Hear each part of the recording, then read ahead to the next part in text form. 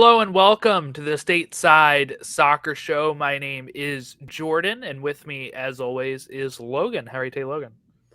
Oh man, this is my favorite episode I think of the year. It goes back and forth between this one and the Kit one. Like we'll do the Kit one, and I'll probably say the same thing about the Kit Yeah. one. But like these are two of the best episodes I think that we. I mean, we're adding a bunch of different kind of episodes this time around, but man, I'm looking forward to this. This is always a lot of fun. So, depending on what episode you are listening to right now, it is Logan's favorite. Okay. Yes, correct. Yep, Always the most recent one. Just make Yep, sure. always. I'm just gonna keep saying that this year. This is my favorite. Jordan, I think week 3 recap is my favorite. You can really tell where teams are in the third week. That's why it's my favorite. Yeah, and then week 4. Okay, so before we dive into the way that we're gonna do this, which is going to be we're going to talk about every team again, spend about a minute on each team, give you a little headline, any sort of update transfer wise if anything big happened, and then we'll kind of say, I guess after we go through all of that, conference positions, we're going to give you MVP, Coach of the Year. We're going to give you Wooden Spoon, MLS Cup champ. I don't know if I said that. Supporter Shield, all that good stuff. Golden Boot. But before we get into that stuff, we have the important dates that we want to go through, and then of course the referee news that we're going to get into. So, season starts on the 21st.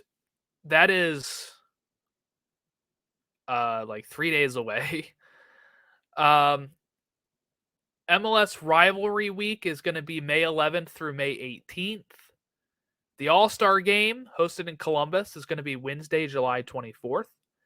Leagues Cup is going to be Friday, July 26th through August 25th. Decision Day is October 19th, with the Eastern Conference games at 6 and the Western Conference games at 9.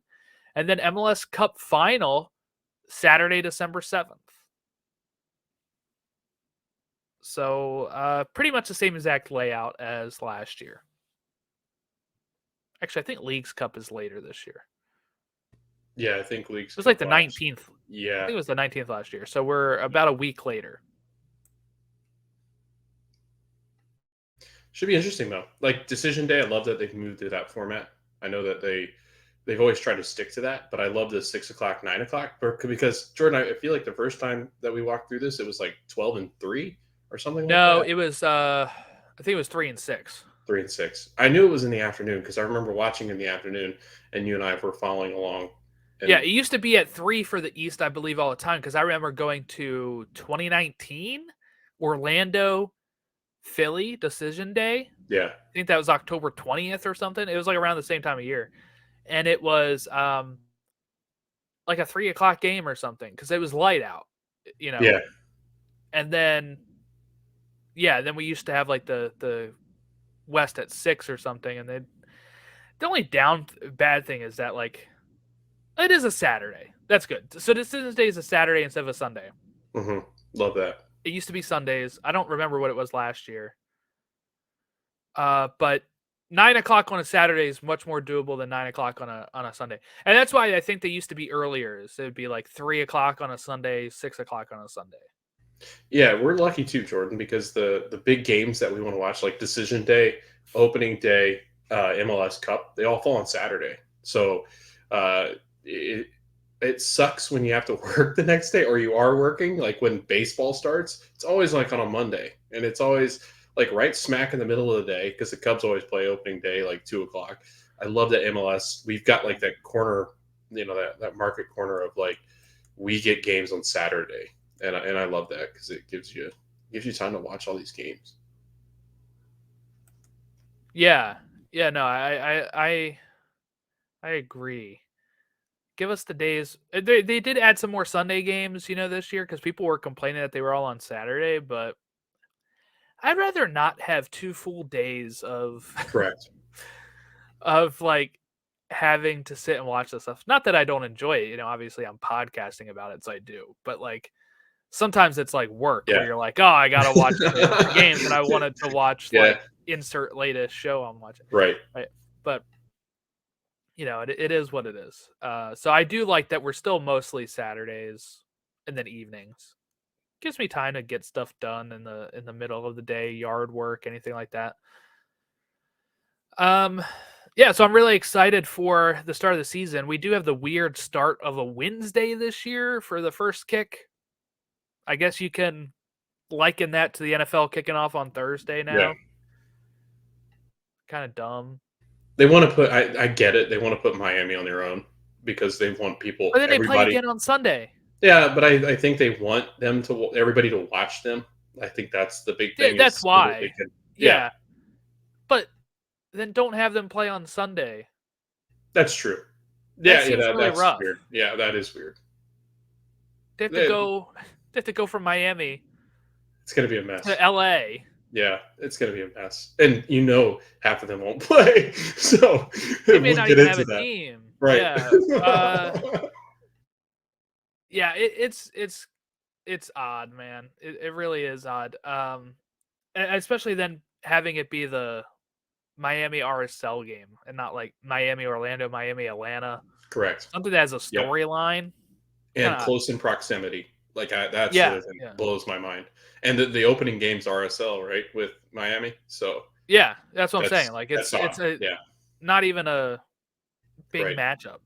Right. Make it like Miami, New York, or something like that. RSL That'd is be going to way win more that fun. game, by the way. I'm going to say that. Just feel like there's so much going on with Miami right now. I Oh, feel there like is. We'll get to it. That'll be yeah. fun. That'll be Okay. fun. And then from Paulo Maurer and Tom Bogert of The Athletic, and of course statements made by MLS and Pro and PSRA. Pro and PSRA, which is the Professional Soccer Referee Association, Pro being the Professional Referees Organization. The collective bargaining agreement has not resulted in a new deal. So this is not the first time that they've had a labor dispute. 2014, they both filed complaints against each other at the National Labor Relations Board, and then Yep. Pro locked the refs out. And they started the season with former MLS refs and a handful of other FIFA certified refs. That lockout lasted 3 weeks, and then they created the new 5-year long CBA, which lasted until 2019. I guess they didn't have any problems in 2019. Probably had another 5-year one. So they had, I guess, another 5-year from 2014 and 2019 and 2019 to 2024, which is now up. And Pro is going to lock out the MLS officials after the membership voted to reject the leadership's tentative agreement. 95.8% no. So this is where I feel like it's very odd, because usually once the leadership agrees, like once leadership usually agrees, because Yeah. those people are agreeing because they have like they Everything think they it's want. probably a good deal, Yep. that the membership is voting no at such an extreme 95.8. This would be like when everybody said that the writer strike was over. This would be like the writers then all voting no Yeah. to the deal that the Everyone- WGA made. Yep. And that is what this is like. And I'm very It's curious wild. to see how this plays out. I don't think you can go too long locking out these refs. As bad as Pro has been at times, it is a very tough job. I feel like I am somebody that is constantly saying, let's not shit on refs too much here. I do think it is a tough job. Most of the time, I feel like they get the calls right. When you're playing at the level and intensity and speed that the professional game is moving, I think they nail a lot of these calls. We'll see how the replacement refs do.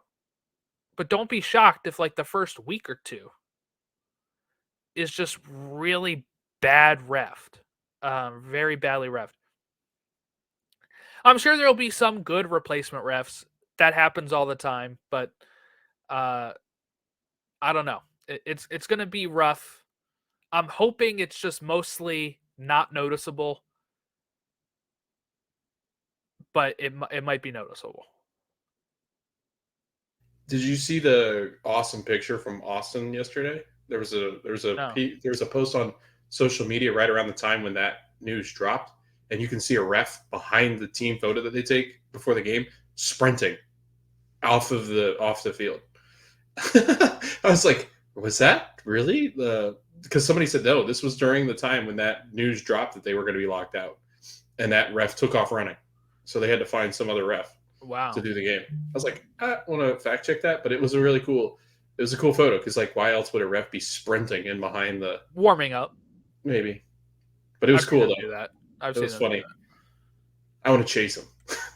Yeah. Please Dude, don't everyone- chase the ref. I mean, there's only 3 days for them to get a deal done if the strike. I'm yeah, assuming the season's gonna start without this. And last time was 3 weeks. You'd like to say it's not going to take that long. You'd like to say it would only take 3 weeks. But when the writer strike and the actor strike happened, we all thought, oh, the business people will make sure that they have to get their stuff done after COVID, where they had no content that they could make. And now that there's plenty of space for content again, and they're still catching up from COVID, that they'll definitely not have a strike last that long. And then they still didn't give in to the demands of the unions until these are like the longest writer strike we've had in quite a while. I'm not sure about actor strike wise, but it was a long time. yeah. I think it happens, but I think it'll take some time. People seem to be very much more like steadfast in what they're negotiating nowadays. So I'm interested to see what happens, but I do think it'll be a month before we have our refs back and fully operating. Yeah. So we'll see how like I don't know how they'll even do VAR and stuff with this. We'll see. Because I assume there's going to be people like I don't know. I don't know how this is going to work. If they're not part of pro before or the PSRA, what Jonathan Tannenwald said is that most people that ever are interested in reffing are going to be part of that. So it would have to be retired people, I would think, that come out and are not part of the PSRA anymore. Or people that just like are like, yeah, I'll ref and not part of that association. So we'll see. All right, so I guess kick us off on how we're going to do this, Logan, for this preview. Yeah, so I think for every team, I came up with a headline that we're going to kind of discuss. So Jordan has seen the notes, but I don't think he's really prepared for the headlines. So I'm reading the headlines and based off of the previews that we've had over the season, and then we'll update any signings that have happened because there's been a couple. I would say there's not as many as I thought there would be, but we'll kind of update you because we've not really, some of these teams we haven't talked about in a couple of weeks. So I have all the list up to date. So we're gonna start off, Jordan, by starting with each team, and then we're going to go in alphabetical order through the West, alphabetical order through the East. Read the headline. Any key notes I wrote down and we'll kind of discuss, but these will be pretty quick. I think about a minute to two, just depending. And then if you want to listen to our more in-depth preview, you can go back and listen to the last couple episodes. But yeah, Jordan, the first one that we're going to start off with is Austin FC. Headline for 2024, proving to the league and fans that 2022 was not a fluke. That's our headline heading into this season. Jordan, what are your thoughts on Austin FC heading into 2024? Well, we said a successful season for them would be wild card playoffs, which of course you'd think that the goal would be more than that after they were so good in 2022, but last year was a disaster. Off-season distraction last year, right, with the Claudio Reyna stuff. They bring in director Rodo Boral from Manchester City. They bring in Brandon Hines, Ike, Yoder O'Brien, Stephen Cleveland. I was going to say Stephen Cleveland. That sounds weird. Biro. They bring in Diego Rubio, which was the one that they've added since our preview.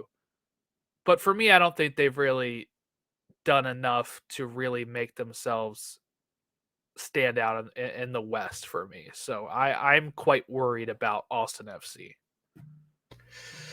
Yeah, I think we touched on this. We thought José Sardes was going to be a good answer. Diego Rubio's played pretty well in preseason, so I know they're really excited about that. because I think they played some preseason games in Coachella. Brandon Hines-Ike, like that's a decent signing because he played pretty well for DC before he moved overseas, but now he's back. It's like that reunion tour. I do worry, Jordan, that the attacking front is so reliant upon Sebastian Giroussi, and I while he is a good player, I don't think he's that echelon of like Reynoso or Carles Heel, Hani Mukhtar. Like I think he's a step below, and he's a very good player, but I don't think he's that player that's going to carry you a ton. So that's what I'm really concerned about. Their defense was all banged up last year. I think they're getting a little bit better, a little bit more solid, but I don't know. I think the reliance is going to be on these cheap out and out strikers where they think, they're going to score goals. They're going to grab a lot of goals because they're veterans in this league. But Diego Rubio hasn't really stayed healthy the last couple of years. Giazzi Zardes is not a good fit for this system. I feel like they're in the striker carousel. And when you're in the striker carousel, it does not end well usually. So, yeah, I would say with a very tough Western Conference that's getting a lot tougher, I think this is a little bit more challenging for Austin. All right, Colorado. Yeah. So next up, the Rapids, Jordan, and we highlighted them with Braden. Lots of big names with previous MLS experience and success. That's the headline for this year heading into 2024. Jordan, what do you think about Chris Armas's Colorado Rapids heading into 2024? I like a lot of the stuff they've done, bringing back, Sam Vines, signing Omir for Fernandez, bringing in Zach Steffen again, Mahalovic. I mean, Lawfulsen. They got some good signings that they've brought in. It's really just going to see, like, I think one of the weakest points is Chris Armas. I'm wanting him to kind of prove me wrong, because he did awful at Toronto after doing okay at Red Bulls, and then he kind of got aboard the whole like assistant coach thing over in England somehow for some of this stuff, and then we had them successful season. You had them going back to the playoffs. I have it as they need not the wild card spot. They need to get higher up there for it to be successful, I think. With the type of signings and money that they've spent, I feel like they need to get a little higher than the wild card. Yeah, the Kroenke family owning the club. Fran Taylor, I think that's how you pronounce his first name. Sporting director that I think has now allocated resources to bringing players that have had tremendous success. Don't forget that Georgi Mihailovic was one of the best players in this league, MVP caliber. Zach Steffen was goalkeeper of the year caliber when he was in MLS. Sam Vines, one of the best defenders in MLS. So adding in like an Omir Fernandez and an Olfelson, who are both experienced players that are going to, I think, elevate this team's level quite a bit, and then mix that in with also Connor Ronan and Cole Bassett. This team is, I think, Jordan, building towards success. I just don't know if that's going to look like under Chris Armas, because the style he plays, I don't think fits this team.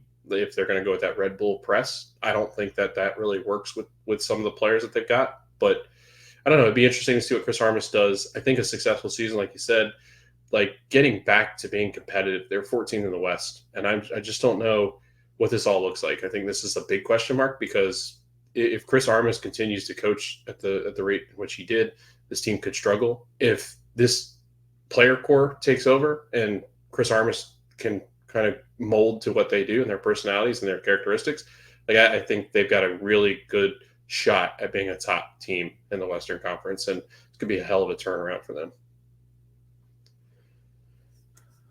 All right, Dallas. Yeah, Dallas. So DP number 9, stacked up front. Is this the year that they finally become a legit contender in the Western Conference, Jordan? We both had them having top 4 for successful season. They bring in that massive DP that you're talking about, Petar Musa from Benfica, 25-year-old Croatian international, $9.7 million fee, could rise to $13 million with add-ons. He had 17 goals, 5 assists in 66 matches, usually appearing as a super sub. I don't know. Not to spoil my predictions, I guess, as we'll get there. I don't see them as being true contenders in the West at this point.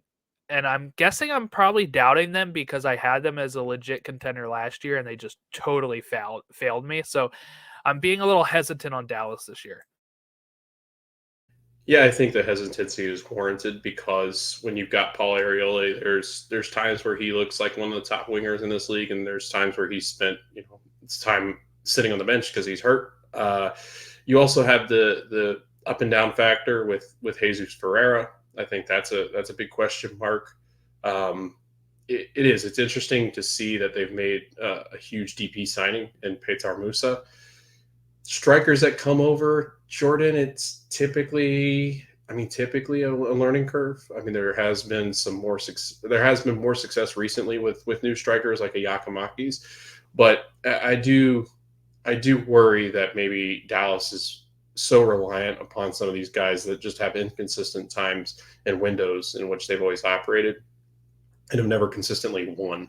Right? I think that's another thing, that this is just not a team that is used to winning as far as this core. So I don't know. This is an interesting team to me. I think they can contend in the Western Conference. It's just a matter of, can they get consistency from these front attacking players, and if they do, if they get consistency from these top three players, like, this could be a really good team. But there's a lot of question marks that are surrounding this team right now. So. All right, onward and forward, I guess, to Houston, right across the state. Houston, Jordan, the headline for them: are they at their ceiling, having reached the Western Conference Finals? Yeah, I mean, you had deep run into the cup and stay the course for a successful season. I had top 4 or top 6 and a final for MLS Cup. It is tough to get back to the conference finals back-to-back years. Union did it when they lost in 2021, and then when they got to the MLS Cup final in 2022. That's kind of what you're hoping to see if you're a Houston Dynamo fan. They bring in Gabriel Segal from NYCFC. That was since we've done this, I think, right? And then Griffin Dorsey was a free agent signing. Jan Gregus comes in, which I think is great depth for midfield, because Gregus, I really liked him at Minnesota. So I don't think they're at their ceiling yet. I do think you could see a step backwards, though, just because I've talked about the Ben Olsen roller coaster before. We're at DC. I don't know if it's a DC thing or a Ben Olsen thing, but it would be like playoffs one year, maybe near the bottom the next year, then back in the playoffs the following year. So that's what I'd be looking out for. Yeah, the top four team last year did get home field advantage. Made a nice deep run because of that home field advantage, and really getting hot at the right time. I felt like this team was kind of treading water at first, and then really did start to ramp it up. And heading into the playoffs, I thought they were one of the better teams. That being said, they've got a lot riding on Quinones, which he's hurt. I think he's out for the year from the timeline that they gave. So that's a big loss in the wing and in that midfield area. And not having Hector Herrera to start the season can be concerning and alarming. So I think there's a lot to be concerned with as far as this team roster is concerned, and some of the injuries. And Jordan, MLS is weird. Like, when you don't have that talisman in that midfield, and they now have two of their top ones gone for some time, especially with Quinones out, like, I feel like this team could really suffer from some kind of regression this season. And this is one of those teams that I think is in danger, Jordan, of they could fall completely off the table and become, one of these teams that we're really disappointed in. That being said, they are playing in the Western Conference. While it is getting tougher, there are still some teams in this conference that I think are some of the worst teams in MLS. So I guess we'll find out with Houston, but I think it will be an interesting ride. Pretty much all of Texas will be an interesting ride, as we've now covered all of them. I think it'll be quite a headline down there with the three teams. But LAFC, Jordan, is the next one up. The headline: changing of the guard, still a contending team. Are you buying into this LAFC kind of refresh? I wouldn't call it a reboot or like a retool even. I would even call it more of like a refresh with some of the players that are currently off the roster. Yeah, I think I am. With Trundle as the coach and just how good this team has historically been, I feel like you have to be prepared for them to be. Look, they had an underwhelming season last year. when you look at table placement, right? And they still finished what, third? Um, no, they finished third, fourth, somewhere right around there. But I think it was Third. third. Yeah, Yeah, you're yeah. right. Third. So they finished third in the West. And that was like a down season for LAFC, but they still reached 3 finals that they lost. But to get to MLS Cup final after what most people were like, oh, why aren't they playing as well this year? I can't really rule them out. So, yes, they're bringing in some new players. We'll see how all of that goes for them. But we had successful season as win silverware. I do think they can still do that. Um, yeah, I'll say I'm a believer in them still being a contender. Yeah, LAFC, sorry, has become one of those teams that's just almost impossible to move out of, especially like the top four spots. They did have a down year in 2021 where they finished ninth, but ever since then, I mean, it seems like when they expect that, like they don't expect that to be the norm. They expect to always be in the top four, and once that becomes established in a league where a team is consistently in the top part of the league, just like Seattle has been for this really nice stretch for them in MLS. I think it's the same thing for LAFC. Like I think that there will be some learning curve. I think for some of these players, like a David Martinez. I think David Martinez ends up being one of the best players that we've seen come through. He's got a lot of talent, but just the fact that they've added Hugo Lloris into the mix, Omar Campos, who I think is a really good defender. They also add Edward Atuesta back into the fold in that midfield, and he's just as good as anybody else in this league, and was when he exited the first time. So having him in the defensive midfield too really helps. He's a good creator. He also defends in really good situations in that spot in that midfield area. But yeah, I think that LAFC, it's hard to put them below, I would say, third or fourth right now, just because of how much success they've had in recent years. And I think they've really separated themselves as far as the talent's concerned for the rest of the Western Conference. So, yeah, I think it's going to be a pretty good year for LAFC. Not to spoil too much, but now across, I guess the Causeway. I don't know what it's a really long drive from between the two. I guess it's not across the Causeway, but the LA Galaxy, Jordan, headline: underperforming, disappointing, and on the verge of disaster, or already there. In parentheses, Jordan, what are your thoughts on the LA Galaxy for 2024? I don't know. We had both of them being like wild card playoffs for a successful season. It's like, can they get there? They've bring in Gabriel Peck, one of the DP spots there. They also signed John McCarthy, I think, as a great backup goalkeeper. Miguel Berry, John Nelson, but it's just like, Miki Yamane. And they added one yesterday. I forgot to add in the notes. Joseph Paint still. You have him as rumored signing. Is it confirmed now? Yeah, it is confirmed. Yes, he was at the stadium. So, Okay. yeah, that is confirmed. So, I don't. I guess we'll see. Well, this is why it's so tough, right? This is so much tougher than predicting, like, I think baseball or football or anything, because when you look at these signings all coming from overseas, you're like, okay, can they adjust to MLS and fit with the team? Baseball, you usually look at like other MLB signings, and you're like, oh, those Yeah. are great other Major League Baseball signings. This is very tough, but I don't know. I'm not sure if they can get there this year. Yeah, I'm interested because honestly, I look at this roster, Jordan, and the only player that I really, really like is Ricky Puig. So it's outside of that, like Jalen Neal's hurt. Their DP spots have never really performed like they need to. Jovic is there, and he's never really done much. Adding Miguel Berry, and that was kind of the big I star think that's a signing. little harsh on Jovic. He scores a lot of goals. He scores a lot of goals from Scores a lot of a goals. That's what he's substitute supposed to position. do. Yes, but he scores at a substitute position. I think he scored 9 goals last season, and he was expected to be the guy. Like I don't know. Like with Chicharito gone, I can see them trying to turn them over a new page, but I don't think they've turned it over and really written a nice story. I think they've turned it over and gone, oh hell, like what do we do now? and they're hoping that some of these international players can sign. And Jordan, I think you're right. If you're listening to this and this is the first time you're watching MLS, or you're just getting an MLS and you're joining the Messy Madness, and you're like, oh, this league's really interesting. It's my first year watching it. What do I expect from LA Galaxy? I've heard such great things about them. Don't expect what you've heard. Don't expect the reputation the LA Galaxy have had. That's now shifted to LAFC. This team's become more of like the disappointment that NYCFC are consistently now. Like this team, Jordan, like I said in the headline, I think they are on the verge of disaster. Like this is a team that is continuously putting out bad products in a Western Conference that I think you can move through. So I don't know. I'm not real high on the LA Galaxy, as you can tell.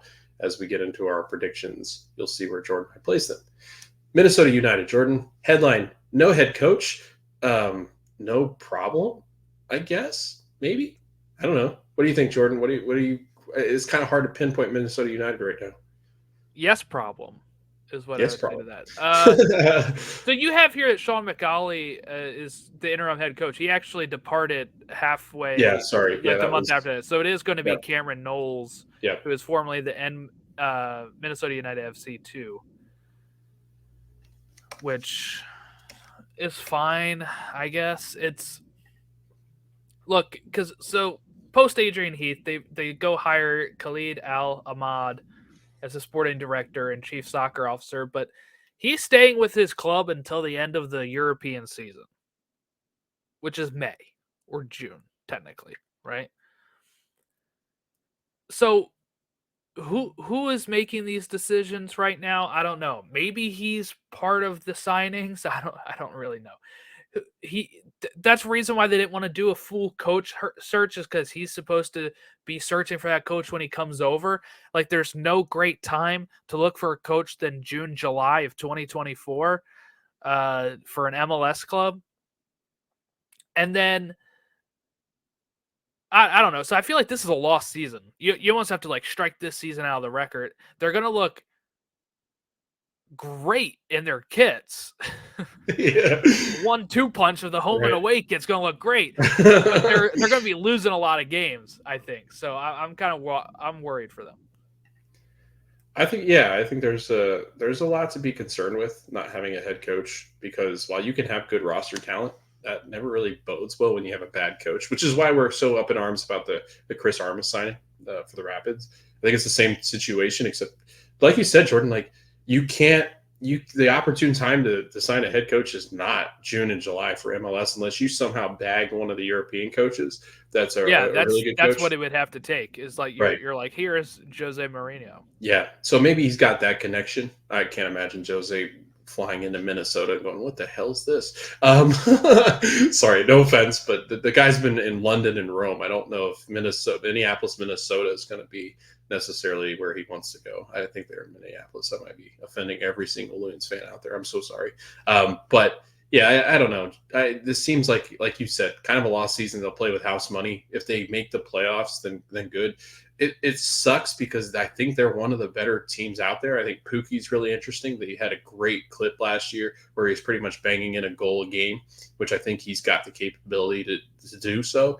But even if they do find a coach, Jordan, they are either going to have to run with the interims coach system, or they're going to have to like completely flip script and hope that it works. And maybe they bounce out of the League's Cup early so that they can get some good practice time in for a month. So yeah, Jordan, I think this is pretty much a lost cause for Minnesota United. If you have success this season, I would take it, because I don't know how much success you can really have knowing that the coach that you're playing for is inevitably going to be replaced unless this guy comes out and he's just the most incredible genius of a coach, and Knowles knows what he's doing. But I don't see that being very likely. All right, onward and forward to the Portland Timbers, Jordan. Speaking of coaching disasters, they hired Phil Neville. Jordan, thoughts on the Portland Timbers heading into 2024? Yeah, our successful season for them was not bottom. They did sign Crepeau, right, which is great. I think anyway. But they signed Phil Neville, who I know a lot of people I don't know. I feel like when we were posting clips on Portland, people were kind of thinking that they were going to have a better season, Yeah, but I just don't know. He's not very proven. 31, 41, 11 is his 2.5 seasons in Miami. Yes, he didn't have the huge roster that they were getting, but I mean, it's not like Portland's roster is equivalent to a really great roster right. right now either. So I'm not really seeing what he's going to be able to do for them. Yeah, he had. I mean, and Jordan, he was like, it was. I think the players were even turning on Neville. Like it just did not. It's shocking to me. Like it really is. It's shocking to me. And then it's kind of like what Aaron Losada's like, and I guess Chris Armas. Like these guys have not had proven success, so you're going out to hire them, and I will equate him, I guess, but even Adrian Heath had more success than him. It's that kind of signing. It'd be like, okay, well, I'm excited about Phil Neville coming in. He pretty much destroyed Miami with a lot of resources, what it seemed. Like, it does not seem like they were low on resources. Yes, they weren't going to get Messi, 4 or 5 years ago, but it's not like Beckham wasn't willing to spend. It now looks very bad because now he's got Tata in and he's spending money, and it seems like Neville had that same opportunity, and he goes out and gets Gonzalo Higuain, and that never worked. And Higuain, I think, was frustrated with the situation and started to play better when Neville left. It doesn't make sense. Like none of this hire makes sense. And I think even it's funny because Portland Timber fans were kind of coming after our video when we were talking about that this team could really disappoint this season. Yet they were the ones in the comments when they were posting that really weird photo that the social media team came up with, where he's like standing in the stadium as a giant. I don't know, man. Like it, this is, and they go, well, you say aging roster. This isn't aging. I'm like, aging core. This is a, oh crap, we've got a lot of aging core players where Evander's really the only player I would be looking forward to besides Kerpo. But Kerpo's not going to be able to do much if their defense falters. So, which could be very likely. I just don't like this team and where they're headed in 2024. All right. Real Salt Lake. Direct all of your hate towards Logan. I like Portland. I just like don't think them. they're going to do much. I just don't think you just said you don't like them. I don't like them this year. I don't like them this year. Do not take that out of context. They'll probably post that in the locker room. Make that a clip. Yeah, make it a clip. Okay, Real Salt Lake, like they care what we say, a few idiots. Real Salt Lake, Jordan, a few pieces away before they are real. Get it? Because Real and real are. I'm just kidding. Yeah, but yeah, a few pieces away from being real, Jordan. Yeah, you buying into that? Or do they already have those pieces? Are they real? I don't know. It depends on what you mean by real. I do think this is a team that can be a get in the playoffs, anything kind of happen kind of thing. They performed very well last year. I think they were kind of overshadowed by just how well Houston was doing last year, or else I think we're talking more about RSL. So I don't know. I do think that they can be a threat, but I don't know if I would say real. Real would be like they can win MLS Cup. And I do think that that is potential if everything falls their way. But I don't think that is something that RSL fans going into this year thinking we have legitimate shot of winning that. Maybe I'm wrong. Maybe RSL fans do have that thought, but I don't know. Yeah, they had some veteran pieces leave that I think will eventually have an effect on them. I think Lawfulson leaving, and I also think that Damir Kreilach leaving, and especially with what he looks like right now currently with Vancouver, I think there's some concern there. Diego Luna is really good, and I think he progresses this year. Chicho Arango has proven that he can do it in this league, so if he stays healthy, I'm pretty sure that'll work out great. They've got 2 DP spots open, and they're going to add. Like, they're not a team that typically sits around and waits. They typically do go add, whether it's, and it's usually not one of those top-tier DP signings that you're talking about, but I think that they're really good at – I will say, I think they're good at developing and recruiting and scouting talent. Like, I think that they really do find – some diamonds in the rough. And I think that's what RSL needs. They need one of these players to come out of South America that ends up being really good, or one of these European players that comes over that's been sitting in the fringe and performs well. But I don't know, some intriguing signings, but nothing I think that's going to really move the needle. Matt Crooks over from Middlesbrough. Um, Fidel Barajas, who is really good with Charleston Battery. I've seen some of his games actually because I'm from Charleston. I've seen highlights because I follow the Battery. Um, but yeah, I don't know. They've got some nice pieces. I think Jordan. I think again they're really away from like a creative 10, like a DP 10 or like a DP winger where they can move Diego Luna into the midfield. I think that's what they're truly missing. But I think this is a real solid team. I'm excited to see what RSL does, and I think they're a few pieces away from being real contenders in the West. Jordan, San Jose, besides those beautiful kits, will they ever, Jordan, be enough? Will they ever be enough? That is a good question. Um, so they lose Cade Cowell, who didn't do like phenomenal last year, but did Yeah. enough. Um, I would want them to be out of the wild card spot, still in the playoffs, like just keep on moving up. I don't know if they have enough to really get there, but I love their coach. It's just one of those things of can they put the pieces together and be like better as a collective whole than you know the parts themselves. And that's kind of what I think they need to do to be challenging for they started off so hot last year. They were in the top 4 for quite a bit of time, and they kind of kept falling till they hit the wild card spot, and that's unfortunate. So for me, even if they start off hot again, I feel like I'm going to be very skeptical until we get near the end. They added a top attacking player and forward in Amal Pellegrino from Norwegian top side. I think they say Bodo Glint. I forget how you pronounce that. But Jordan, he has 24 goals and 14 assists in 29 league appearances last year. He scored in some of the European competitions as well.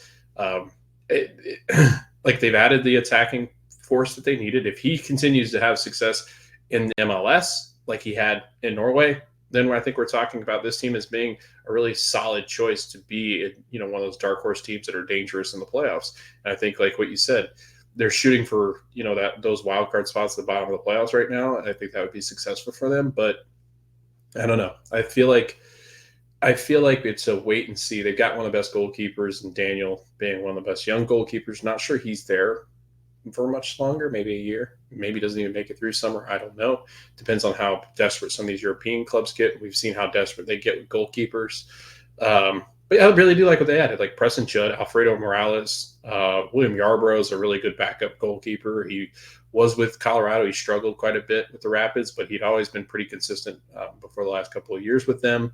So I don't know. I like what they've added. I think that they're not really scared to add players. I just don't think they add them in a timely manner or players that really fit the system. But Lucci Ball is pretty good. So I don't know. We'll see. We'll see what happens with San Jose. I don't think they're missing anything much with Cade Cowell because it was almost a non-factor. Seattle Sounders, Jordan, is the window closing on them to compete in the Western Conference with this current roster? Seattle? No, I don't think the window is closing. I really don't, because I do think they'll make the appropriate moves to refresh the team. People didn't want to see Ladero leave, but they let him go. They bring in De La Vega, right? And that should open up some more. I think they'll do that to any player that ends up leaving this team. They'll try to find that great replacement. And look, that was a successful period for them. Ladero, 2 MLS Cups and a Champions League? I mean, that's a pretty successful run.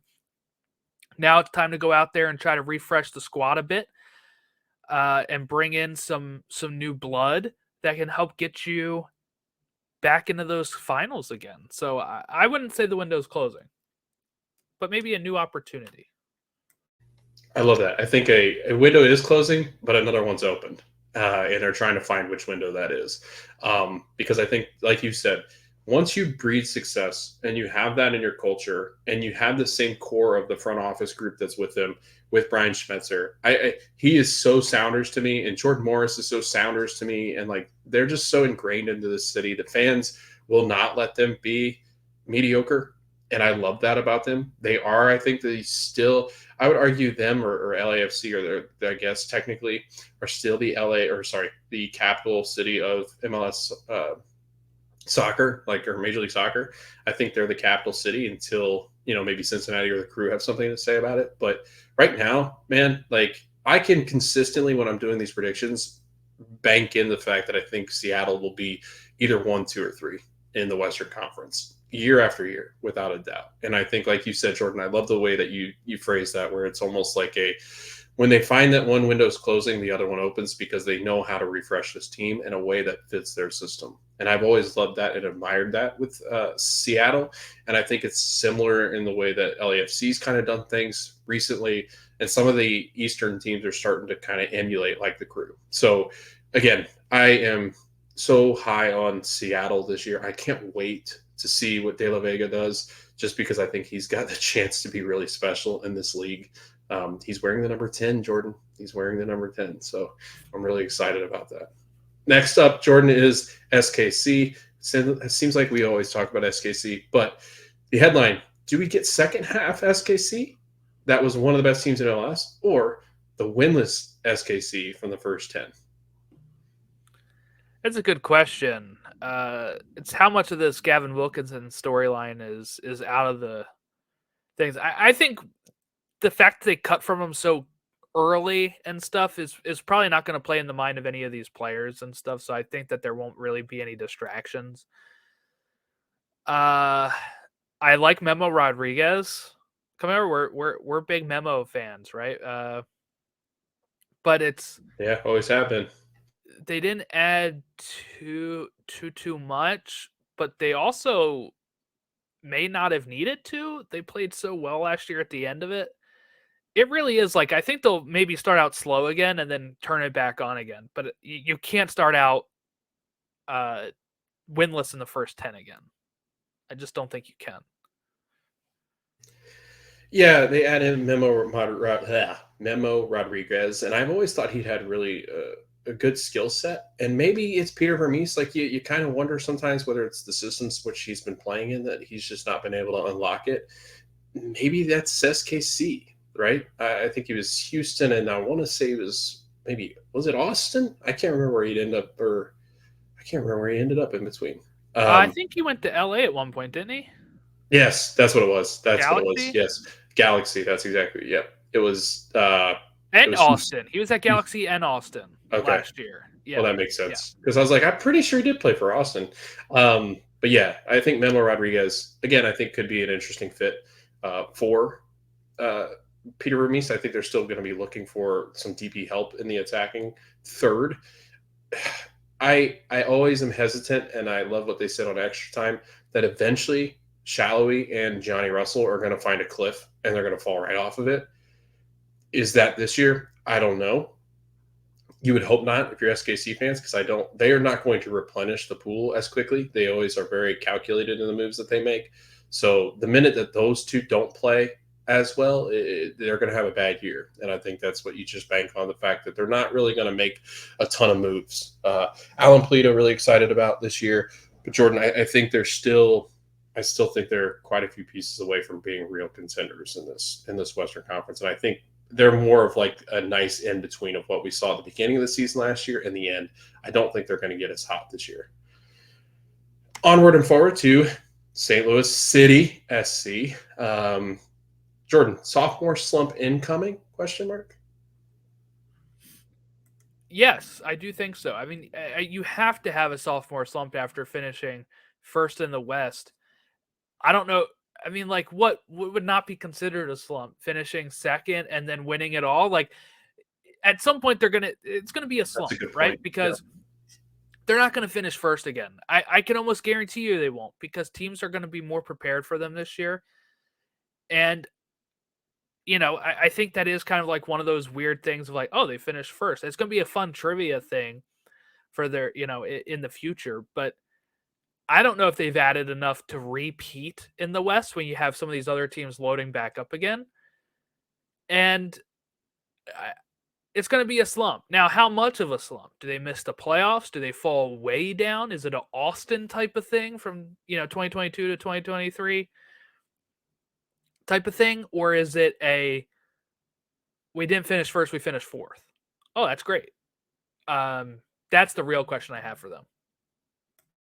Not many teams, like you and I have talked about, rattle 15 of 15 off to start the season. And not anywhere in the middle of the season do you see teams rattle 5 straight wins off. So what they did was historic. It'll go down as, like you said, a fun trivia little factoid of The most wins for an expansion side, right. too. Yes.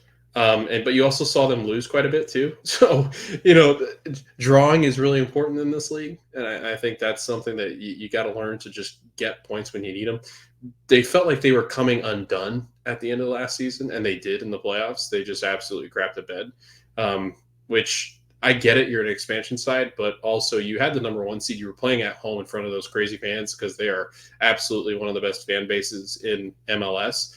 And you let them down, and you really did not play well. And again, I think injuries will play a factor in this. Is Klaus going to stay healthy? Is Berkey going to be your goalkeeper come June, July?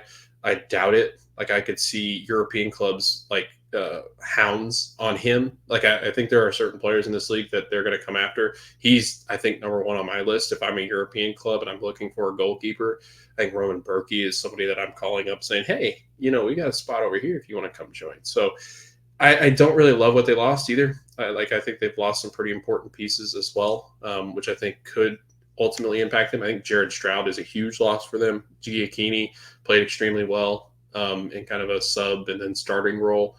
Like, I don't know. They're really going to miss a lot of those players, and I think that they do have some regression heading for them because how can you not, right? Which is what you talked about. Last but certainly not least, in the Western Conference, Jordan, are the Vancouver Whitecaps. Are they finally ready to climb that mountain they've been looking at? Yeah, I think so. I think they can be a good team this year. They, bringing in Fafa Picault, Krylock. They bring in 2 defenders as well.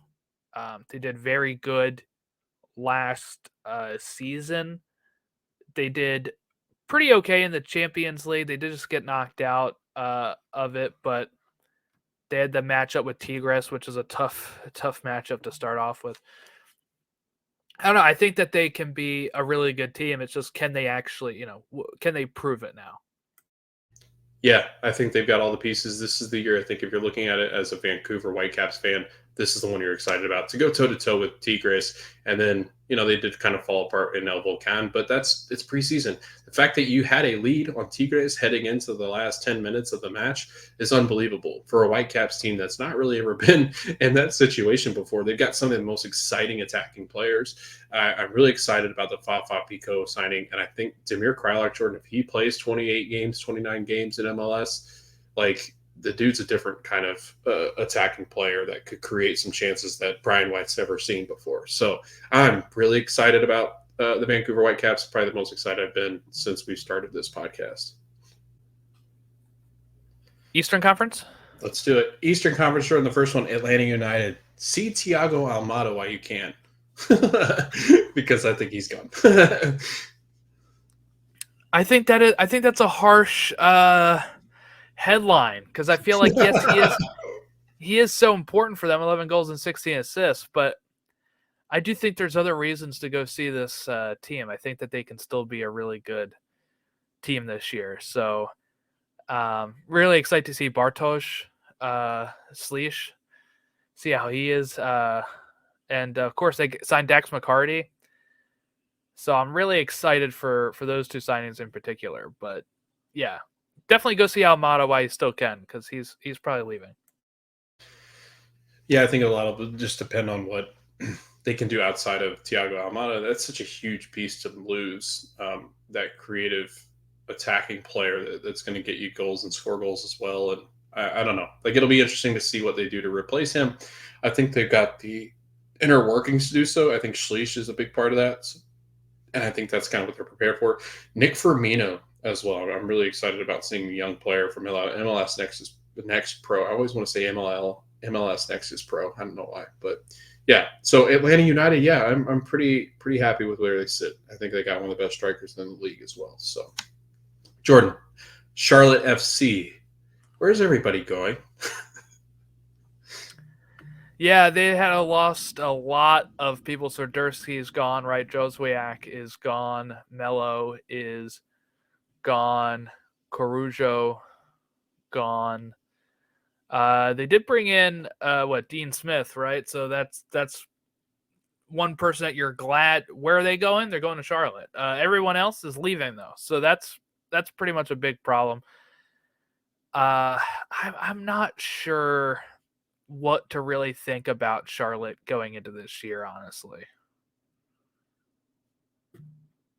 Yeah, this could get dicey. Tepper's not really been one to spend. They did bring in Jabril Tiani, which I'm not too familiar with him, obviously. And again, it's so hard to speculate on some of these guys that are coming from European clubs. He's a midfielder, and I just don't know if he adds a whole ton. Capetti's really good, but I think that's really the lone star. And I do imagine that he's looking elsewhere, going, "Oh, this hasn't been fun." So there were reports earlier this offseason that maybe he was looking at a move too, but nothing came to fruition. But I do think that eventually he leaves. It's a reset and a hard reset, I think, for this Charlotte team, and I don't know if Dean Smith knows what he's really gotten himself into. So I'm interested to see what happens, but this could be tough sledding for Charlotte ahead. Chicago Fire, Jordan. The Fire might be good. No. Jordan says absolutely not. Please direct all your hate mail at Jordan. Jordan dot. Yes, Andrew, you can reach me at. No, I don't know. I have a hard time buying into the Fire anymore because I feel like times I have just kind of like Dallas, like they kind of bite me. So I'm out on Fire right now. I'm dousing it. All right, because I'm not falling for it again. They did sign Kellen Acosta since we last recorded, so that's good, I guess. But um, I don't know how much he himself, can do. They did bring in how would you pronounce that? Kuipers. Kuipers Yeah. from overseas. They bring him in for 12 million, so that's a good forward there that you're hoping is going to score a lot of goals. They also bring in Andrew Gutman, Tom Barlow, Chase Gasper, a lot of players. They have I would say like a pretty stacked MLS side team where they have like lots of MLS experience coming in, and you're hoping that then Kuiper would be able to adjust to that. It's just I don't know, man. I feel like they usually let me down. They did get rid of Shabilko, which is probably good, right? He had 133 matches, 44 goals, 17 assists, which is decent, but like most of those were at Philly. I don't really think he scored much for Chicago at all, off the top of my head. Yeah, they get rid of Torres and Shipelko. I love the Andrew Gutman signing. I really like Chase Gasper. I think Kuipers is a really good signing if it pans out. Kellen Acosta, I love that. So I'm much more optimistic, I think, for the Chicago Fire than Jordan. But as we'll kind of see with predictions, maybe. But yeah, I think that they've got some interesting pieces. Like you said, though, there is always going to be that stipulation that the Fire are just not exactly the best at putting rosters together. So maybe this completely falls flat. Jordan, if this falls flat when they've gone and added all these pieces, there might be a Fire. It'll be of the dumpster variety. So interested to see what happens in Chicago. Andrew, send all your hate mail towards Jordan. I'm a little bit more optimistic on him. FC Cincinnati is the next team up. Hungry for more than Skyline Chili this year, Jordan, are the FC Cincinnati crew. I did not mean to put that together. Sorry. I did not mean to put crew in there with Cincinnati. Do about this. Yeah, no more Brendan Vasquez. They have lots of tournaments that they're going to be playing in this season, which means that they're going to have a deeper squad. But they ended up losing a few players, but they did bring in some as well. Kip Keller, Miles Robinson, Corey Baird, Pavel Buka. Really, we just talked about this team, so not much has changed since then. They definitely are hungry for more. They got to win another trophy. They got Supporter Shield. It's time to put that in the rearview mirror and say, all right, let's get one of these bigger ones. Supporter Shield is always important because I think that gives you stipulation to where maybe the coach of the year goes. But I think also the fact that It's usually who First, the MVP is. It's usually who yeah, the coach of the year is. It's pretty important in that regard. yeah, it has a lot of impact on that. However, I think if you're looking at all the trophies across the board now that we've had Leagues Cup, now that we have Champions Cup, now that we might have U.S. Open Cup back, and you also have MLS Cup, like I think it's the least important of the bunch. I would say I would even argue that it's least important amongst all of them. So while it is a good regular season, it's not what this league is built around. It is much more built around the fact that you win MLS Cup or get to one of these big tournaments in the end where you're beating some of the best Mexican sides or some of the best MLS sides. That being said, Jordan, I think they added some nice pieces. I do have a little bit of concern in the fact that like Brandon Vasquez is a hard player to replace, but if anybody can do it, I think it's Pat Noonan and gang. So I'm interested to see what Cincinnati does. They're going to be eating a lot more than Skyline Chili this year. I think they're going to be gobbling up teams left and right as well, but we'll see just how good they are as compared to last season.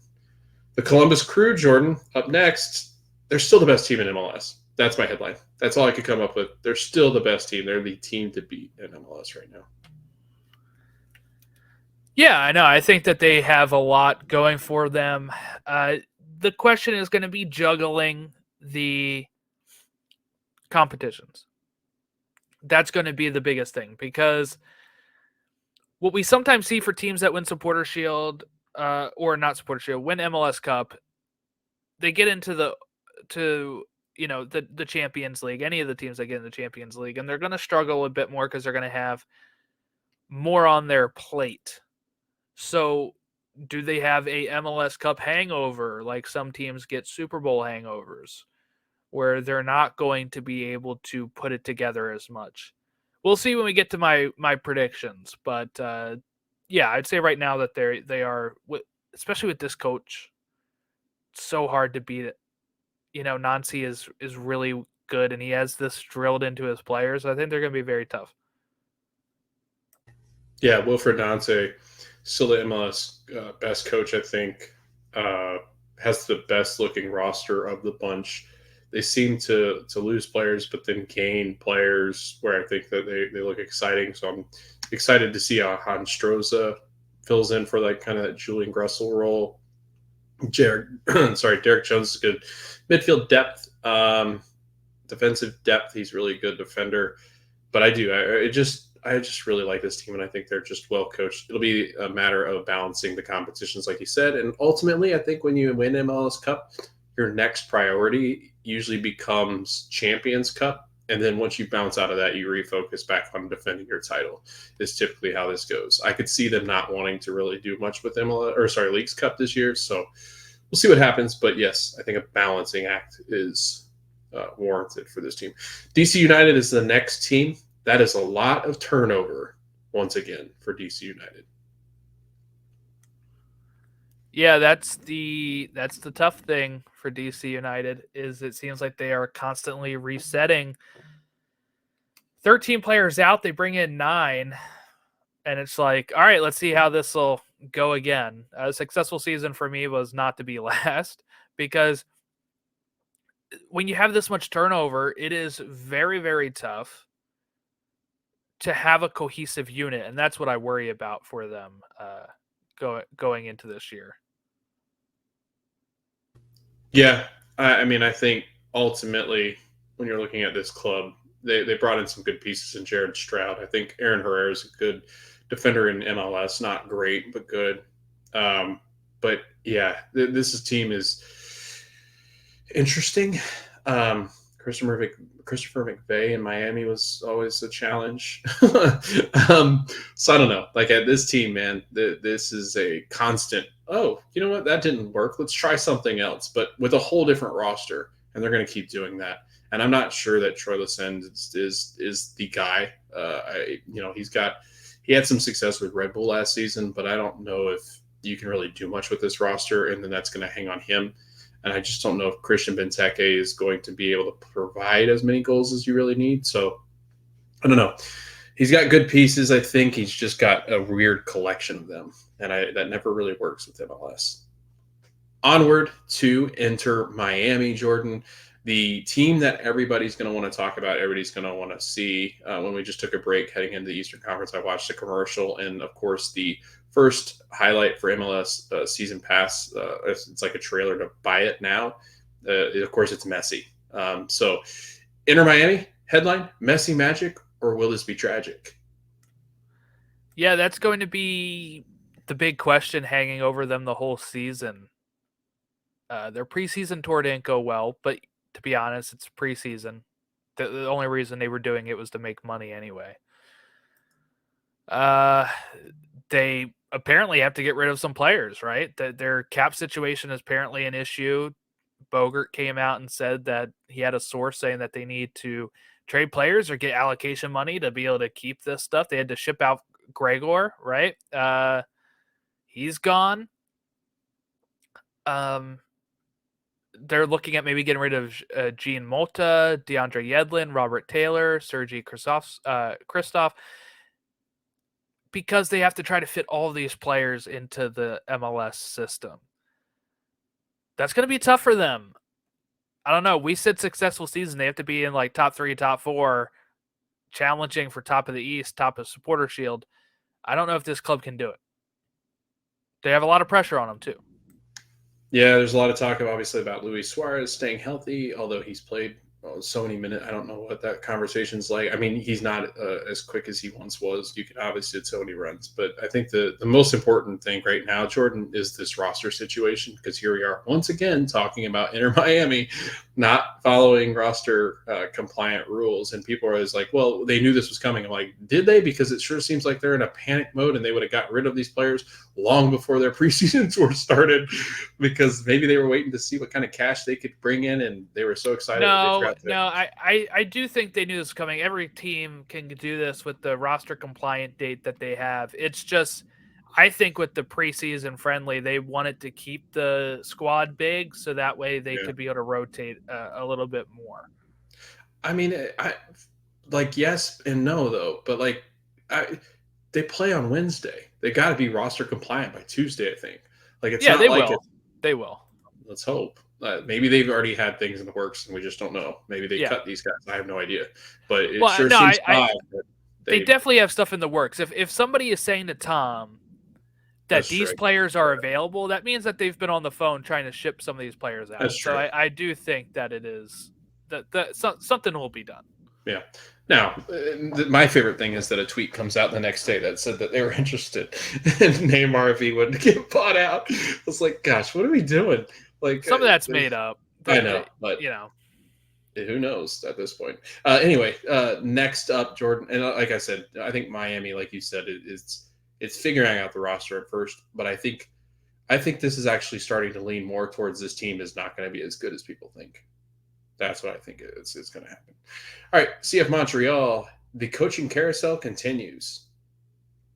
Jordan, thoughts on Montreal heading into 2024?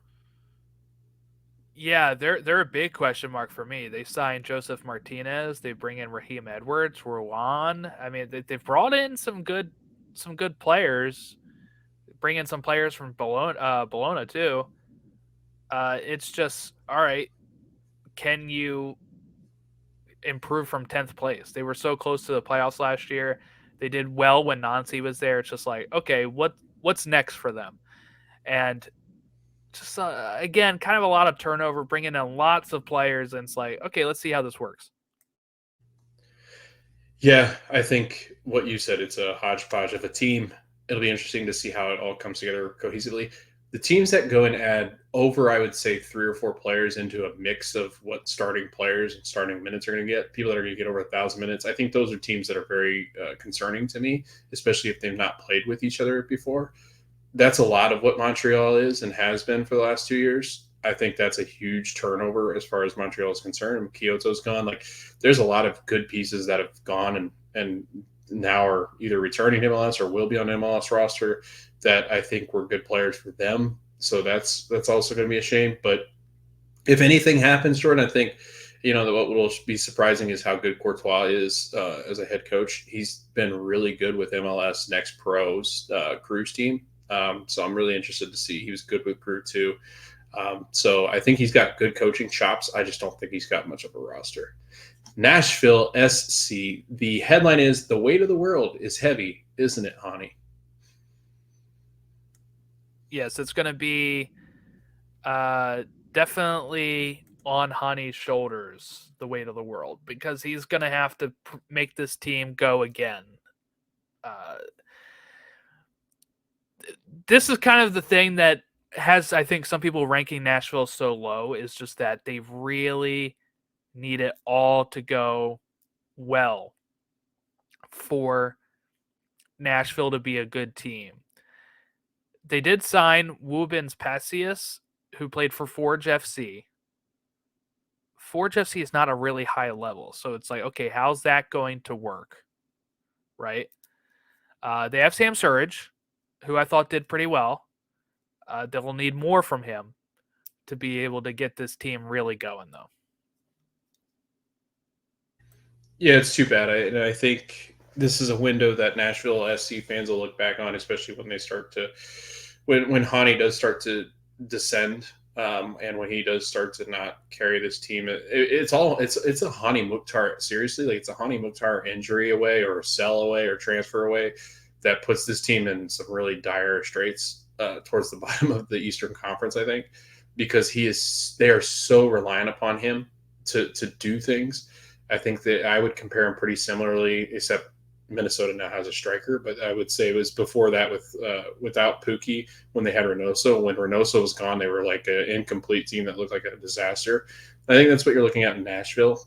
Their defense is not as good as it was. Like it's really good, but it's not as. I mean, I think as the years go on, it's going to get more tough for them to defend, and I think that's ultimately going to cause them to fall further down the table. But I don't know. We'll see. Like you said, Jordan, Forge SC is not necessarily a team known for its prowess. Like it's good in the Canadian Premiership, I think that's what they call it. But I just think that I think they can do better, and they haven't. So New England is the next team up. Jordan, Caleb Porter to the rescue for the New England Revolution. That's what they hope. They hope that's the headline. They hope that's the truth. I do think Caleb Porter is the stability that they need. So we'll see. He should hopefully get this team back on track.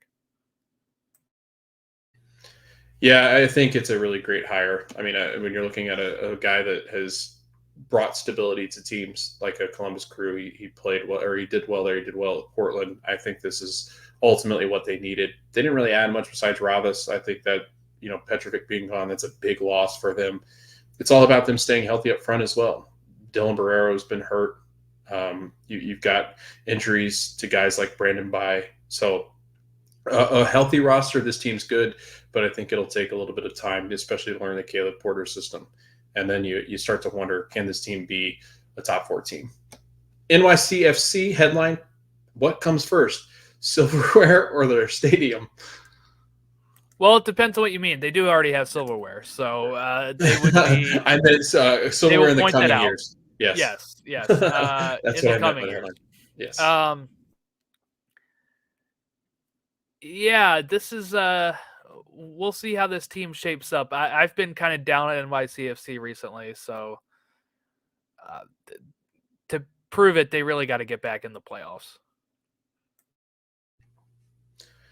Yep, I agree with you, and really haven't added a whole lot to kind of help with that. So, yeah, NYCFC is an interesting team to focus on. They are going to add Mihajtovic. I don't know how to say that name.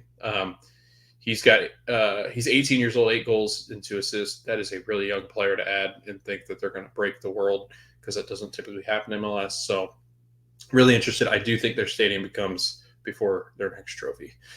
All right, Jordan, Orlando City. Their headline that I came up with, celebrating 10 years with their new DP number 9.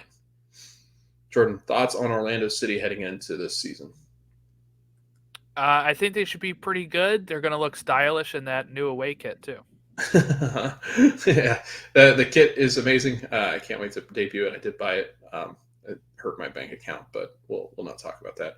Yeah, I think Orlando City added Luis Muriel to the mix to really solidify their chance to be one of the best teams in MLS, and I think that they've arrived at that spot. So really, really excited for Orlando City this season. I think this could be the year that we really challenge for some silverware again.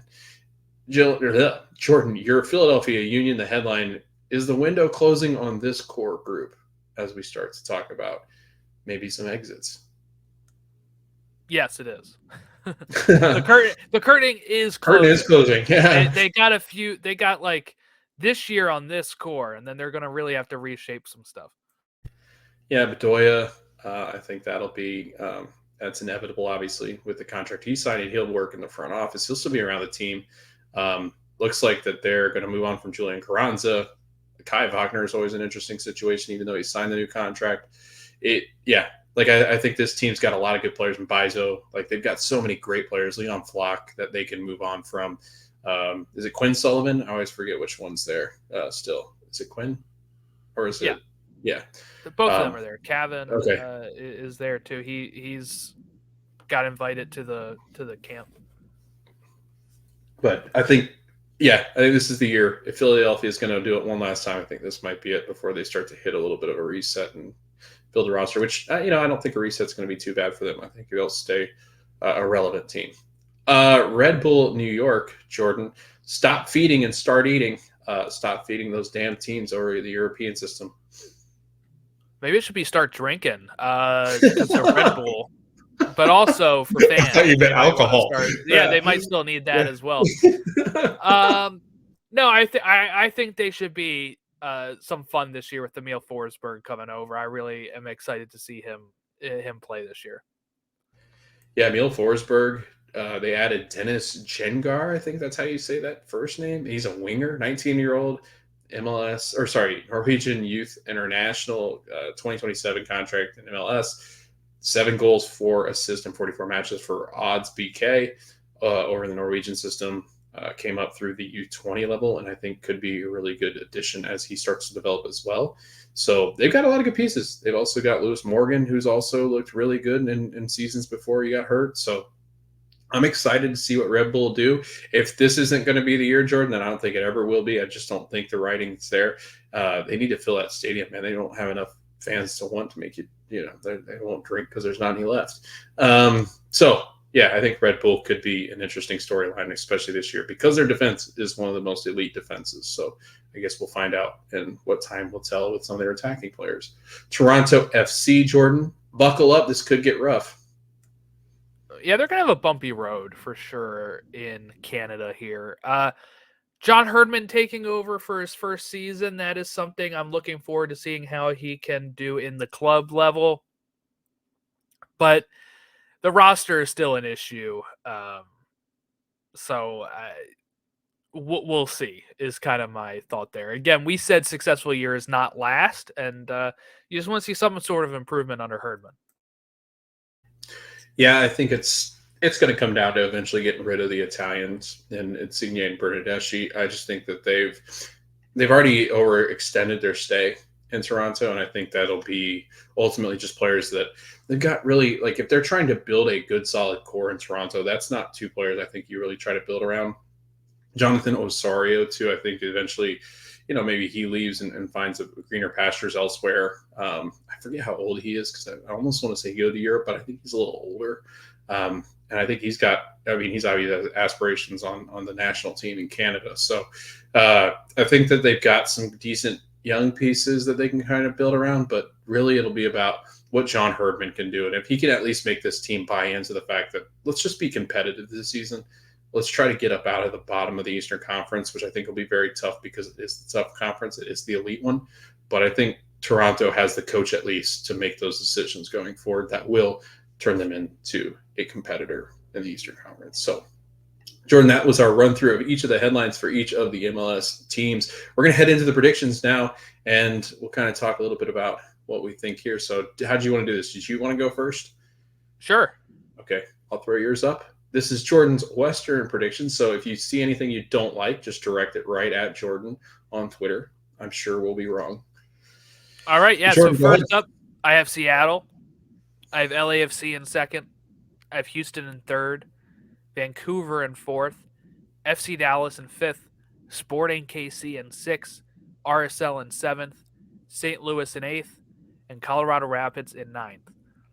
Out of the playoffs, I have Quakes, Galaxy, Portland, Minnesota, and Austin FC. My Western Conference, Jordan, FC Dallas sitting at top. That Uh, surprised me. yeah, it will surprise a lot of people probably. Seattle in second, LAFC in third, Vancouver fourth, RSL in fifth, St. Louis in sixth, seventh is Houston. In eighth, I've got Minnesota. In ninth, Sporting KC. In 10th, right below the playoff line, I've got Colorado. 11th, Portland. 12th, Austin. 13th, Quakes. And the 14th, Galaxy. Did we want to talk a little bit about each of ours? Or Yeah. Okay. So what really shocks me about yours, this is how I'm Okay. going to do it this year. I'm going to look at yours and I'm going to say what Okay. shocks me, and then you can do the same. I like it. Really shocks me that you have Minnesota so high, because I feel like you were very down on them before, and I think that I was very down on them too. So I feel like I'm really shocked that you're so high on Minnesota going into it, and maybe other than that, your bottom not in the playoffs look pretty decent to me. And then I guess I'm really shocked at how high you have Dallas this year. But really, I want to ask you about Minnesota. What makes you have them so high up here in 8th place? I think it's just honestly the finish that they had last year. I think Pookie is probably ends up being one of the best strikers this year in the Western Conference. I know that the coaching thing is a little bit of a hindrance to what their success could look like. However, I think once they get them into a system, I really do. I feel like the confidence in Reynoso, the confidence in Lud, the confidence in oh goodness, Elong Wayne with Pookie. I just feel like they're a very solid team, and I think Dane St. Clair takes a step forward this year back to what he should have been. He wasn't last year. I think their defense is pretty decent as well. I think they've added some good pieces into that midfield. So I don't know. I felt like being below that playoff line would be tough, and Colorado is the only team I'd really kind of consider maybe a better than them. But everybody else below them, I realistically can't think of a way that they're all better than what Minnesota has, even without a coach that's more consistent. And I think that this is their coach. There's not players really sitting there thinking ahead going, we're going to have a different head coach. These players are going into it going, this is the system, this is what we do. Then might come the change. But I don't think they're sitting there. It's tough though, because for me, I'm sitting there like, how do you know this coach is going to be good? Yeah, right? Yes, they might believe in him, but he's a Minnesota United 2 head coach, which could work out, could not work out. But also then it's like, yes, this is probably the coach for the year. Yeah. I don't know how much he's the coach going forward, because the new soccer director and the new GM are going to want to put their own stamp on it, I would think. So yeah, I don't know. All right, you want to take a look at mine and see what what shocks you or what you disagree with? Yeah, I think, man, yours is pretty good, because I think they're pretty similar in the way that we think. There's just a couple of them. There is one though that has fallen even further than I'd put them.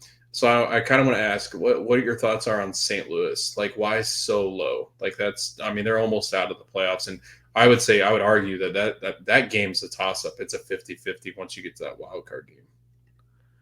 Yeah, my main thought process was there ain't no way in hell they're getting top 3, right? And then from there, it's like working it out that I think most of those other teams are going to be further ahead than St. Louis.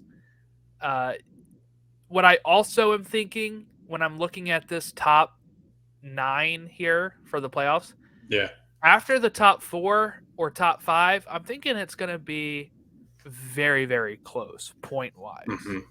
So while it may look like a slight to have St. Louis in 8th, I do think that they're probably going to be close to points with like 6th place even. And you're like, man, they could have finished 6th. But I just think that Sporting should not repeat the same mistakes. I think RSL is still better than St. Louis. And then, of course, you look at those top 5, and I'm like, those are all really good teams. So it's tough for me, but yeah, I have St. Louis in 8th. We could move on to the East? Yeah. All right, so I'll throw up yours. Eastern prediction for Jordan is? Yes, I have Columbus winning the Supporter Shield. I have Orlando in 2nd, Cincy in 3rd, Philadelphia in 4th, Atlanta in 5th, Revolution in 6th, Nashville in 7th, Miami in 8th, and Red Bull New York in 9th, continuing that playoff streak. Out of the playoffs, I have NYCFC, Montreal, DC United, Toronto, Charlotte, and Chicago. And then my Eastern Conference looks like Columbus in first, Orlando second, Cincinnati in third, fourth is the Philadelphia Union, fifth, Red Bull New York. And then you have Atlanta in sixth, seventh goes to Revs, eighth, Nashville, ninth, Inter Miami, 10th, Chicago, 11th, Montreal, 12th, NYCFC, and 13th, DC United, and 14th, Charlotte, and then in 15th is Toronto FC. And then I'll go on yours. I wanted to ask you, like, you really think that Chicago is going to be worse than the three you have ahead of them? And why? Yeah. Jordan's just like, it's Chicago, dude. They're going to be bad. Yeah, I mean, look, it could, I just totally could be wrong. And let's just say this too, right? Like, we make these for fun. We're not usually right. So yes, you can direct comments about how we're wrong or dumb or whatever, but it's tough to predict this. I don't know. I feel like I would not have predicted Toronto to be dead last year either. So I was kind of going with, all right, let's do Chicago and put them down there. I could flip Charlotte and Chicago, but I kind of went with my gut again of I've been high on Chicago at times. They failed me, so I'm punishing them. I'm putting them in 15th. That's good though. Like you have backing behind it. Some people just go because I said so. Yeah. No, but that's good. Yeah, they are a consistent disappointment, as Andrew would probably agree. Yeah, so I guess my big shock here is that you have Red Bull so high. Okay. Yeah, I really love the Emil Forsberg signing. I think their defense is easily one of the top 3 defenses in this league. And defense takes you a really long way, as you know, as a Union fan, as Nashville fans know that there's reasons why they finish in that middle mix is because their defense had been so good with some Hani Mukhtar magic. But defense really does. I mean, it can take a really bad team if you don't score a ton up into the playoffs, and you can knock off anybody if you've got good defense. And I think they've got arguably one of the best keepers in Cardinal. Like, I don't know. Like, I think that it's a really good squad, and Emil Forsberg, I think, ends up being like one of the newcomers of the year. Like, I think he's going to have that good of a season. He's that special. So, and I'm really high on Red Bull New York this year. And because I think they've got the talent that they need in and around him. And if Lewis Morgan's healthy, you added another star. So I'm interested to see what they can do. But I think that this team's heading in the right direction. That's probably why I have them so high. Alrighty, let's go into then. We'll do Wooden Spoon next. So Jordan, out of your so in the East you had Chicago in last, and in the West you had Austin last. So you went with the Chicago Fire. Jordan, I don't really know if we need much explanation, but you want to explain? You already the did same thing, punishing them for false faith I've had in the past. So does it help you at least though that they got rid of Kasper Shabelko and they don't really seem to be too reliant on Shaqiri? Because I think that's where no, because I think Shabelko probably could have stayed as backup. Some sort of depth. That's true. Yes. Yeah. It's probably a good pick. And Jordan, if it does happen, like there should be pitchforks at this point because like they're trying to be actively better. Not trying enough still. Mine, Jordan, is Toronto FC. I think the Italians, at least one of them will leave. And then after that, there's just not anything really on this roster that gets me excited. Jonathan Rosario, maybe, but I don't know. This squad, man. Like John Herdman is a great hire. Like talk about probably the best hire that you could have made as far as a coach is concerned, but to little to no effect, I think that it has on Toronto. We good with these two? Yep. Alrighty. Jordan, your golden boot is Chucho.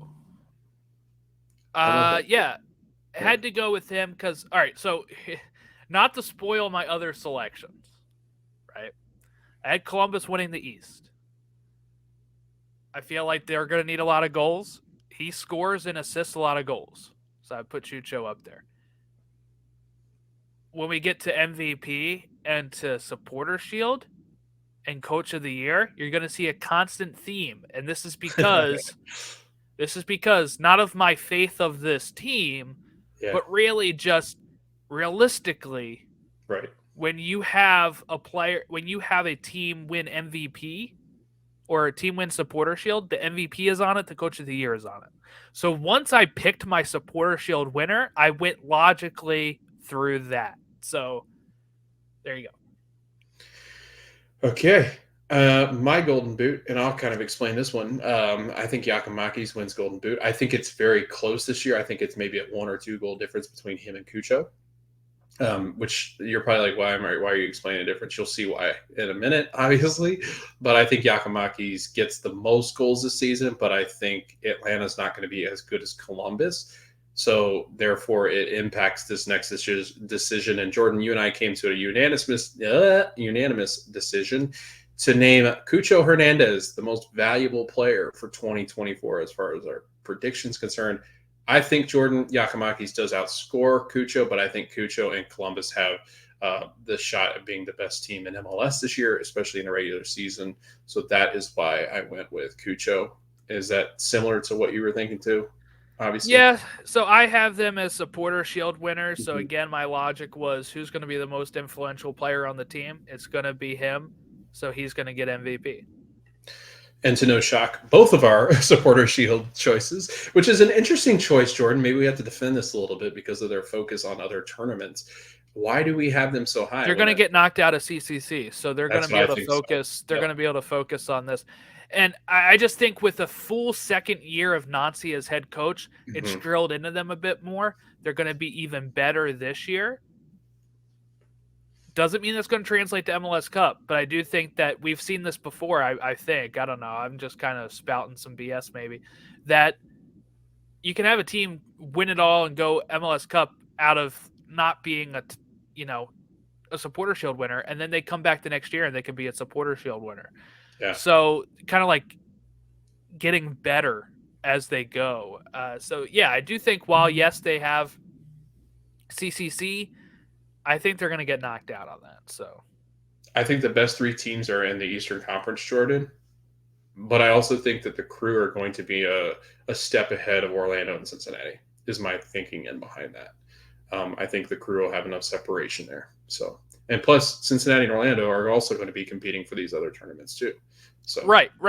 And like a lot of those teams that are high, like the year that the Union and LAFC won, got to MLS Cup final, they were the best teams in the league, and like Union had played in CCC, and so did LAFC, I believe. So definitely Union had, because they had qualified through it the year before, because it was the first game I went back to after COVID.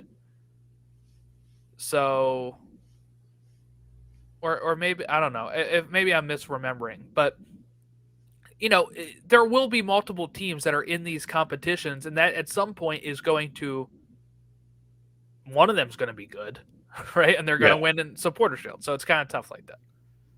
All right, Jordan, for coach of the year, it lines up with what you've been saying. Yeah. If you win supporter shield, you're going to win coach of the year, I feel like. So that's how I had it. I've got Oscar Pareja, and people are like, "What the hell is it? Why? How?" They take into so much. Yeah, so they have so much in consideration too. Like, they're not supposed to do this, but they take into consideration some of the playoff aspirations that they have, some of the runs that they have in other leagues. Like, there is no way to be unbiased about that, and I've always felt that from writers, where they just are not able to eliminate just looking at the sole fact that this should just be MLS season. I think they look at the total, and I think they'll look at Oscar Pareja as he's taken this team to be competitive with the Crew and behind the Crew and being competitive with them. And I also think probably the second best team in the league this year. So that's where I'm going with this, with all the players that they've added, somewhat to where I think that this looks like one of the best teams heading into the playoffs, where the Crew kind of stumble in. Not necessarily stumble, but as they start to kind of impede on that supporter shield, I don't think they start to, a little bit off the gas a little bit for the Crew. I think they seal supporter shield quick, and then it's Orlando that looks the better team at the end of the year. Jordan, MLS Cup winner. Big drum roll. Here we go. You've got FC Cincinnati. So all you Cincinnati fans that are mad that I didn't put them to win the East, can calm down. I have you winning the big prize. That's a bigger deal. All right. I do think this is again, I've said it for some of the years where you're like, oh, they were really good this year. They won trophies. They had the MVP, right?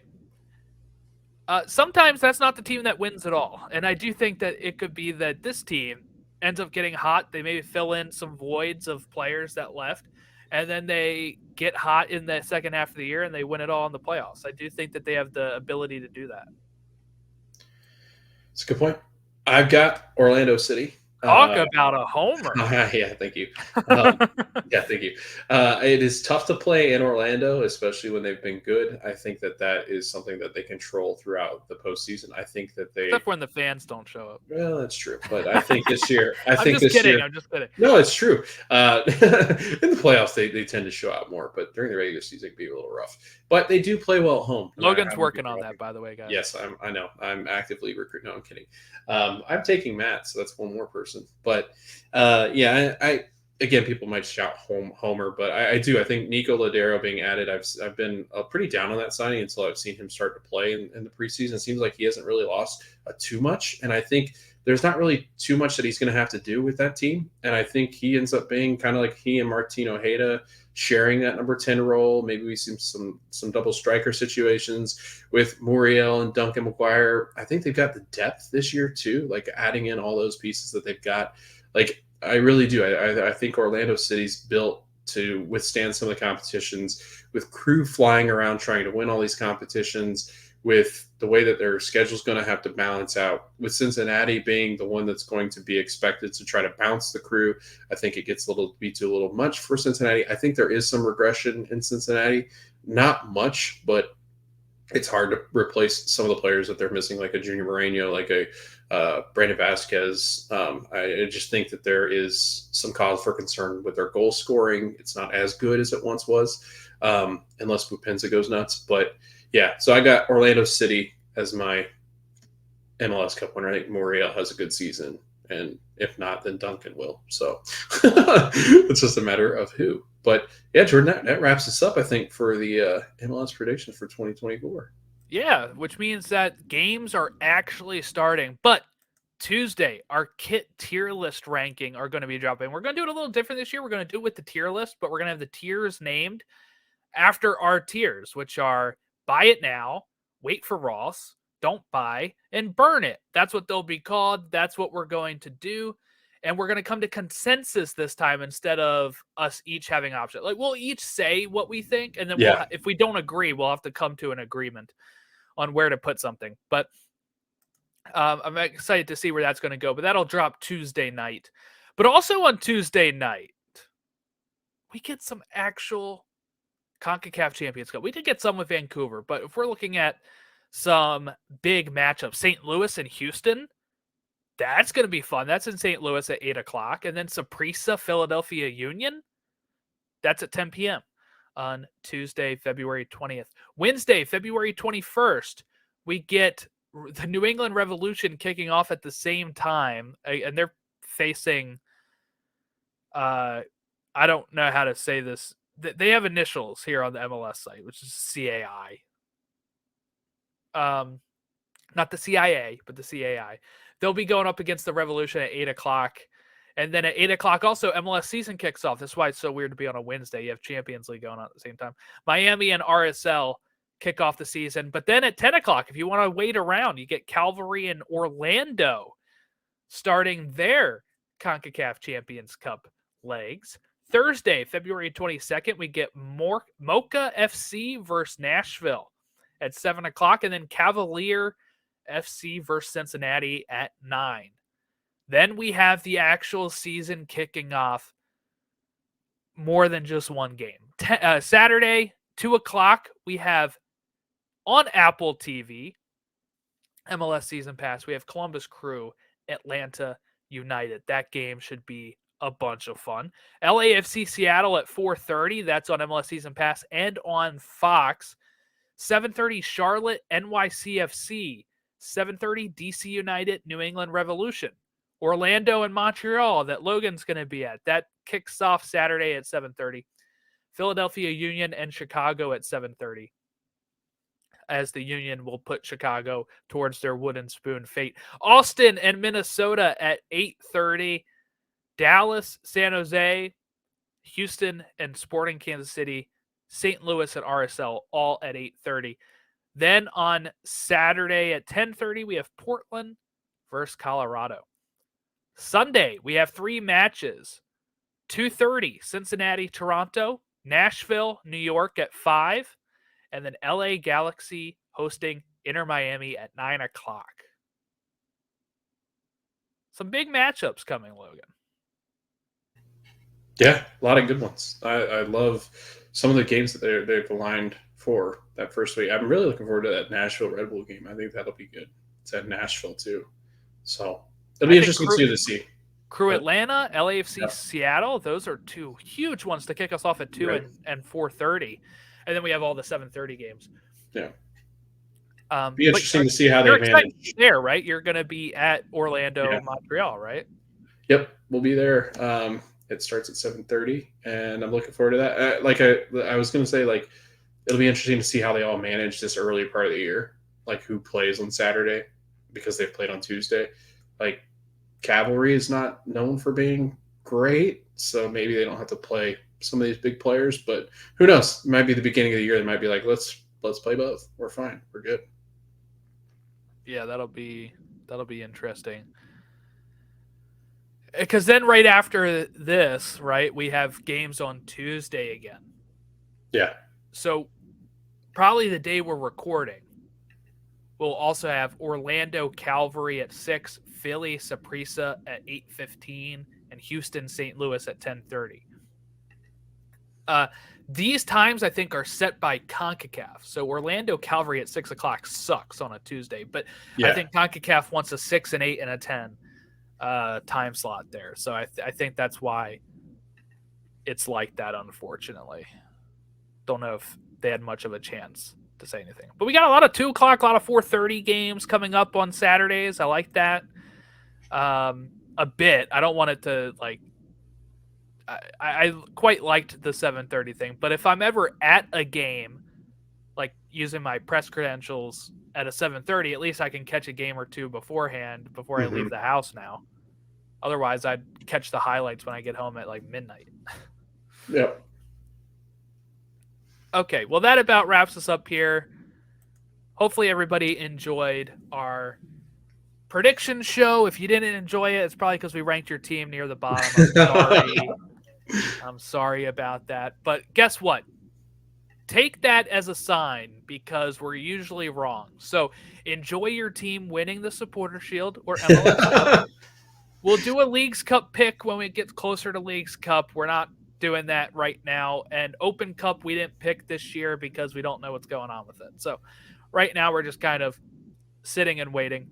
But I hope everyone enjoys their opening weekend kickoffs. You can follow us at Stateside Show on all of the platforms that we're on: Twitter, Instagram, Threads, TikTok. Logan's been putting stuff out on the TikTok. So, and you know what, Logan, I'm assigning you to make a TikTok for Saturday when you go. I will do that. That's easy. There you go. So he'll be putting stuff up from the actual game, or on the way to match day, whatever. He'll have tons of good stuff on that. If I end up going, sure, I'll do the same thing, but I'll have to wait to see if the press credentials happen. But yeah, so make sure you like and subscribe to us here on the YouTube. We're seeing lots of growth in that, so thank you all for subscribing to us on here. Make sure you comment below your thoughts on what we said about your team. Have a great rest of your week. We'll catch you next time for the Kit episode on Tuesday, but then after that, we'll catch you when we give our overreactions to week 1.